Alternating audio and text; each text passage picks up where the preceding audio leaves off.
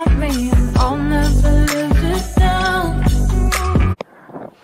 justement, puisqu'on parle de nous tous, il y a Charlotte Bazir, donc de Lyon, qui est responsable de la communication au sein de la monnaie locale La Gonette. Alors Rob aime beaucoup les monnaies locales et complémentaires.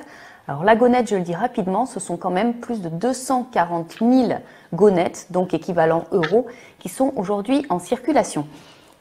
Bonjour Charlotte, vous êtes avec nous ? Bonjour, oui, vous m'entendez bien? On vous entend parfaitement. Merci d'être là. Est-ce que vous pouvez nous présenter rapidement votre action au niveau de la monnaie locale? Où est-ce que vous en êtes? Oui, alors depuis, du coup, ça a un peu même augmenté la masse de gonettes en circulation. On est à un peu plus de 260 000 aujourd'hui gonettes en circulation. Donc la gonette, elle est en circulation depuis plus de 5 ans aujourd'hui sur la région lyonnaise. Donc ça va au-delà de Lyon, ça comprend tout le territoire du Rhône. Et cette gonette, en fait, elle fait partie des plus de 80 monnaies locales en circulation en France et même au-delà de la France. Il y en a ailleurs et aussi en Angleterre, là où vit Rob. Et notamment dans le film Demain, on a parlé du Bristol, à Bristol. Et donc la gonette a pour but de remettre les citoyens au cœur des enjeux monétaires et économiques, là où justement il y a plus d'espace, je ne sais pas s'il a déjà existé, l'espace démocratique et imaginatif qu'on peut créer autour de la monnaie pour justement remettre la monnaie, qui est censée être un outil, au service des besoins d'un territoire et de ses habitants. Donc du coup, la gonette, c'est comme ça qu'elle fonctionne, avec un fonctionnement démocratique, c'est-à-dire un adhérent égale une voix. Et cette monnaie circule sur le territoire lyonnais.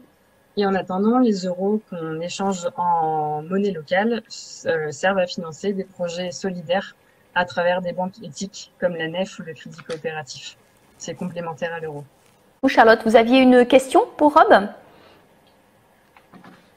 Oui, nous, on a une question parce que on est justement en plein exercice démocratique, donc un peu tous les jours à la gonette, puisque la majorité des décisions, en tout cas importantes, sont prises de manière démocratique. Mais surtout, il y a quelques mois, on a une entreprise du CAC 40 qui est venue nous voir pour rejoindre le réseau des 320 partenaires de la gonette.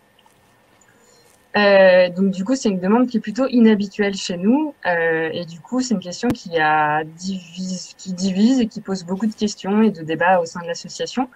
Donc on va bientôt faire une consultation publique et du coup plus ouverte auprès de tous nos adhérents pour prendre une décision. Et dans ce cadre-là, nous on se pose la question de comment, dans un cadre de démocratie participative où un adhérent égale une voix, comment faire en sorte que tous ces gens qui n'ont pas forcément le même niveau de connaissance de l'enjeu, enfin des enjeux qui sont soulevés, comment prendre une décision qui soit la plus éclairée possible. Alors c'est une question très intéressante et qui rejoint celle des référendums dont on parlait tout à l'heure. Comment, Rob, poser la question au plus grand nombre, même si tout le monde n'a pas la même connaissance du sujet? Est-ce un problème?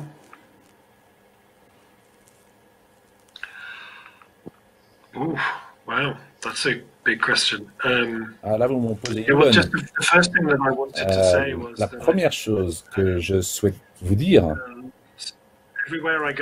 c'est que lorsque je me déplace en France, j'entends souvent parler de ces monnaies. Il y en a eu également au Royaume-Uni, mais les monnaies locales en France fonctionnent vraiment particulièrement bien. C'est quelque chose qui m'inspire beaucoup. Et d'ailleurs, je les collectionne. J'ai une petite collection à la maison.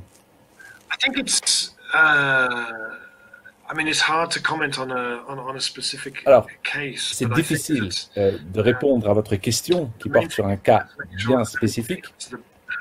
Ce qui est important, c'est que tout le monde, au maximum, ait le maximum d'informations sur le sujet. Il faut donc leur donner des opportunités pour débattre et digérer l'information.